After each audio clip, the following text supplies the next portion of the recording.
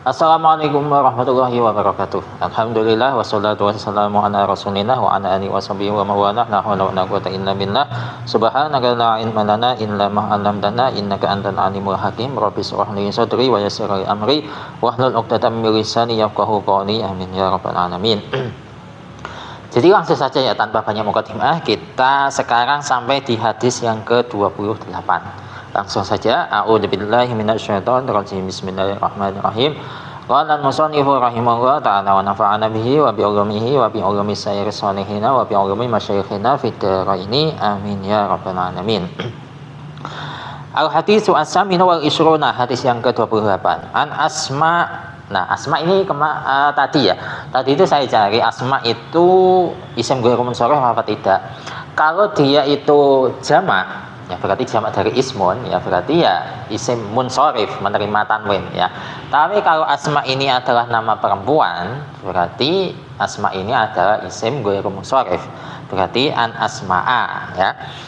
An Asma'a binti Umaisin al-Khuzamiyati radhiyallahu ta'ala anha qalat sami'tu Rasulullah sallallahu alaihi wasallam yaqulu bi'sal abdu abdun tajabbara waqtada waqtala wa nasiya al-kabira al-muta'ala. Bi'sal abdu abdun tajabbara waqtada wa nasiya al-jabbara al-a'la.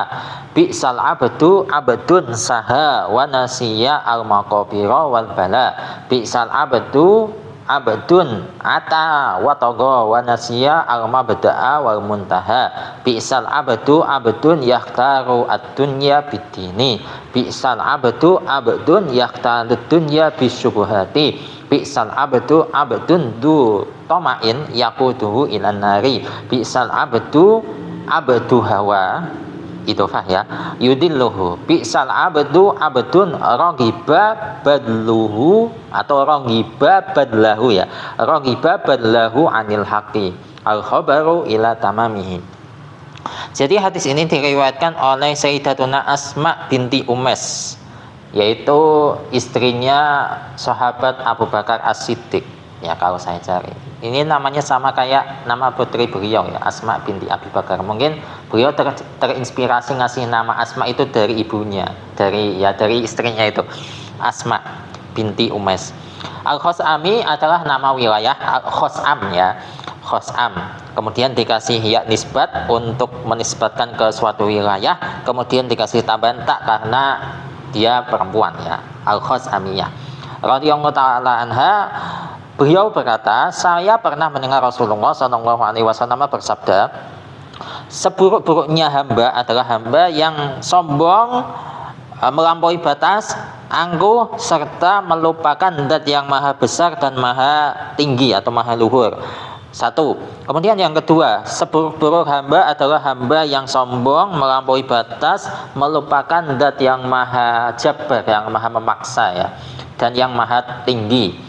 Kemudian yang ketiga, seburuk-buruk hamba adalah hamba yang sahwun itu, sujud sahwi itu, saha yang lalai serta melupakan kuburan dan melupakan cobaan.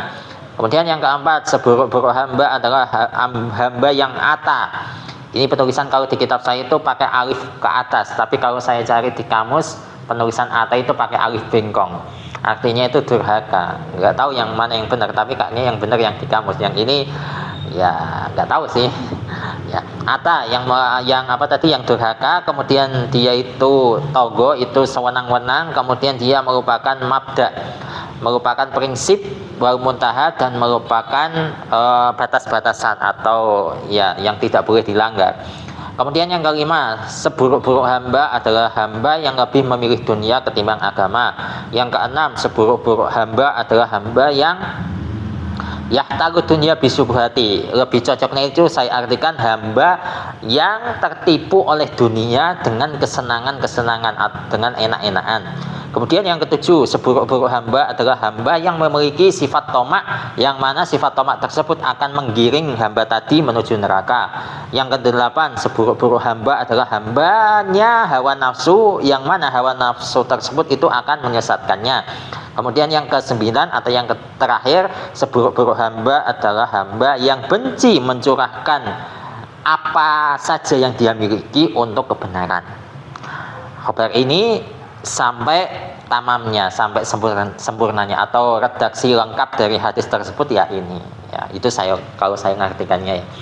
Kemudian hukiyah, ada sebuah cerita anna Umar bin Abdul Aziz. Kok agak sulit ya saya baca.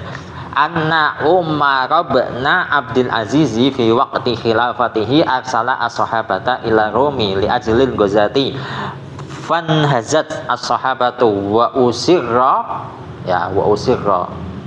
enggak ditasdid ya, fuila wa usira isruna nafaran minas sahabati wa amara qaisarur rumi li wahidin minhum ayyadkhula fi dinihi wa ya'buda as-sanama wa qala in dakhalta fi dini wa sajadta li sanami aj'aluka amiran wajzim bi in wa man wa ma. Berarti in dakhalta fi dini wa sajadta li sanami aj'alka amiran fi baldatin adimatin wa u'tika al ilma wal bukan al ilma ya, wa u'tika al alama ya, bukan ilmu ya, tapi al alama wal khala ya, wal khala wal kuusa wal buqa wa illam tadkhul fi dini aqtulka wa daraba yadribu wa adrib unuqaka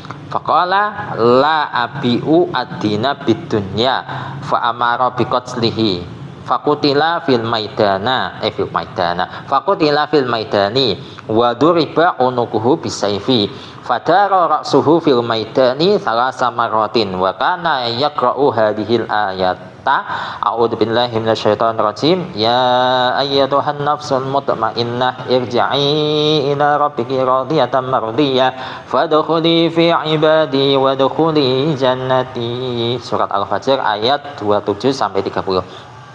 Jadi ada sebuah kisah, dikisahkan bahwa suatu saat Khalifah Umar bin Abdul Aziz ketika masih menjabat sebagai khalifah, beliau itu mengutus banyak pasukan ke Romawi untuk tujuan peperangan.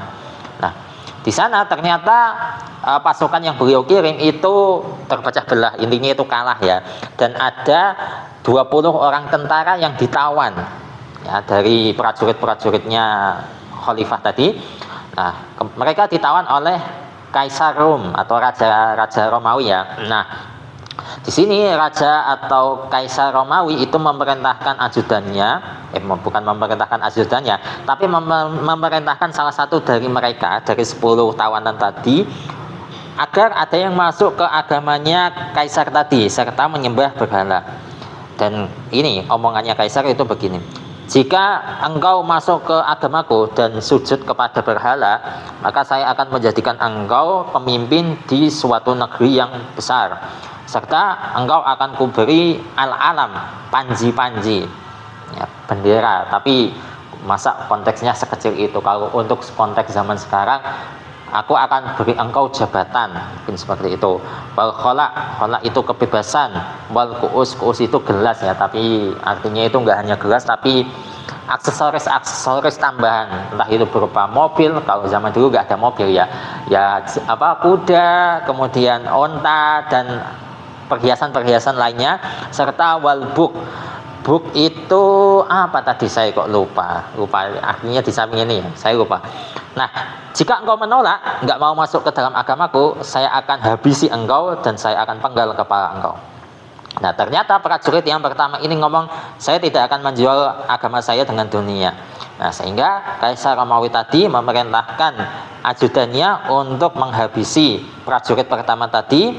Dia dihabisi di lapangan dan kepalanya itu dipenggal dengan pedang. Ini bahasa saya ini kena pedoman komunitas apa enggak ya? Semoga tidak ya. Karena isi kitabnya seperti itu. Nah, ternyata setelah dipenggal tadi, kepala dari prajurit pertama itu menggelinding sebanyak 3 kali, ya.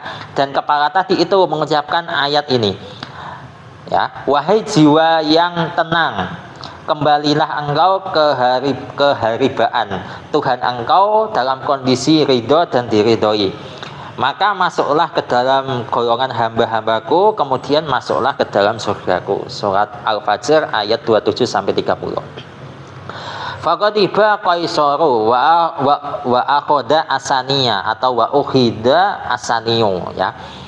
Wa qala udkhul fi dini aj'alka atau aj'aluka amiran fi misra kada wa illa aqta'u unuqaka kama qata'tu unuqa sahibika, ya.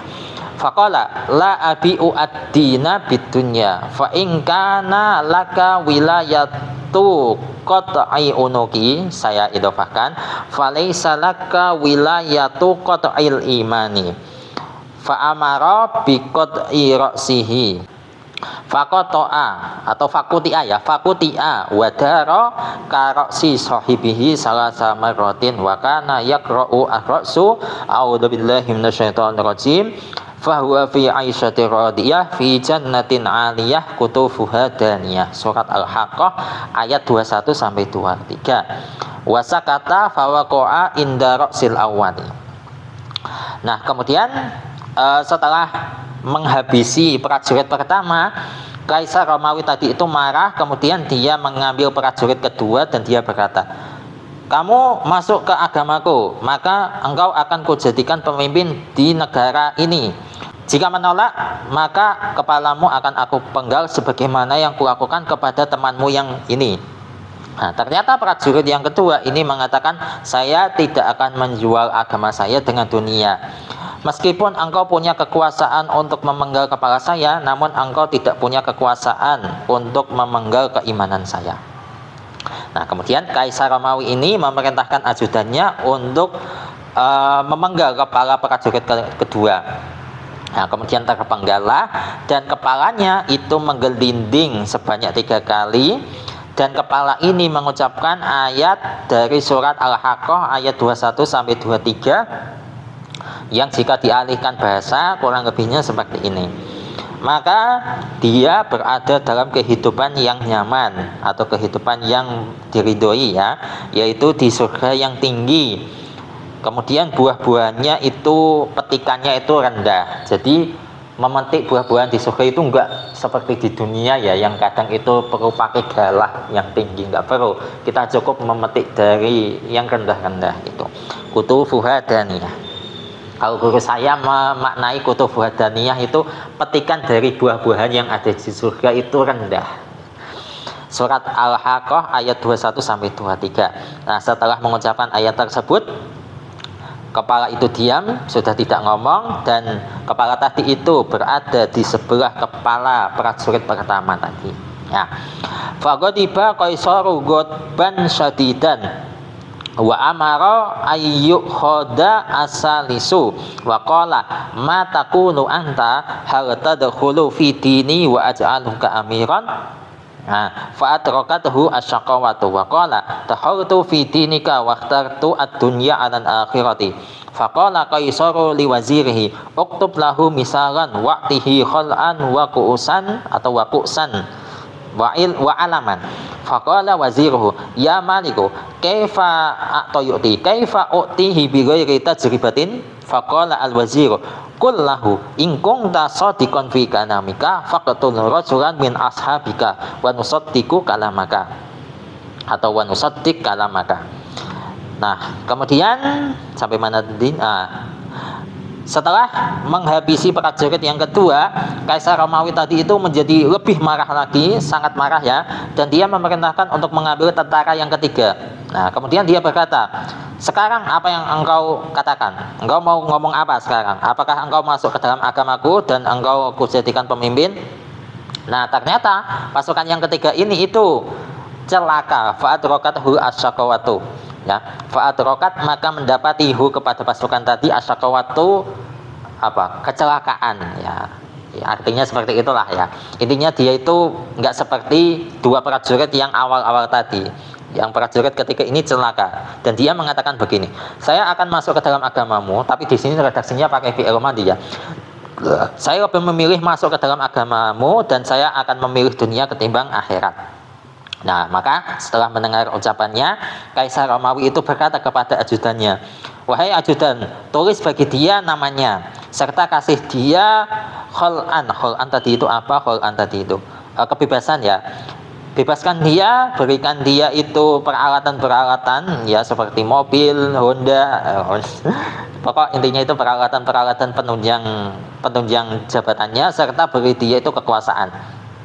Nah, ternyata ajudannya itu ngomong begini, wahai raja, bagaimana mungkin kita beri dia semua itu tanpa dites dulu ya.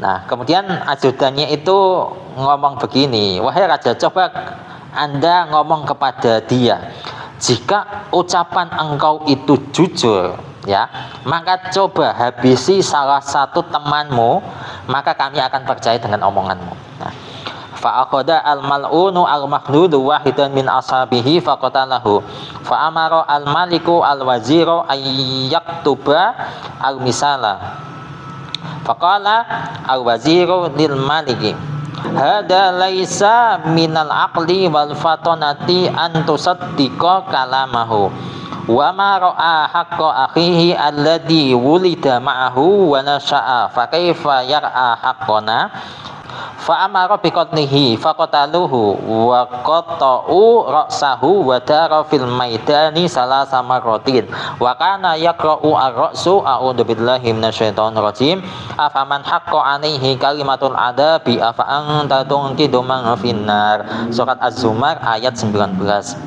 Wa sakana fi turuqil maidan ya, di sini pakai jamak. Kalau pakai mufrad ya cocok sih, wa sakana fi tariqil maidan, tapi di sini pakai turuqil maidan ya. Wa ma hadara inda ra'saini fasara ila adabillahi ta'ala wa na'udzubillah. Nah, setelah mendengar ucapan dari raja tadi untuk menghabisi salah satu rekannya, maka prajurit yang ketiga ini yang terlaknat dan terhina itu malah menuruti perintah raja. Dia mengambil salah satu rekannya, kemudian rekannya tersebut itu dihabisi. Nah, setelah melihat bukti untuk membuktikan bahwa omongannya itu benar, raja kekaisaran Romawi tadi itu memerintahkan ajudannya untuk menulis namanya. Udah layak ini, kasih dia itu tadi jabatan dan yang lain sebagainya. Ternyata ajudan dari rajanya ini ngomong begini, wahai raja, ini nggak masuk akal dan bukan termasuk orang yang cerdas jika Anda itu mempercayai omongannya. Saudaranya saja itu tidak diperhatikan hak-haknya, padahal saudaranya ini itu dilahirkan bersama dia, tumbuh bersama dia. Kalau sama saudaranya saja dia berkhianat, bagaimana mungkin dia akan menjaga hak-hak kita? Pastinya dia juga akan berkhianat kepada kita suatu saat nanti. Nah, mendengar jawaban dari ajudannya itu, si raja Romawi tadi itu memerintahkan ajudannya untuk menghabisi prajurit yang ketiga.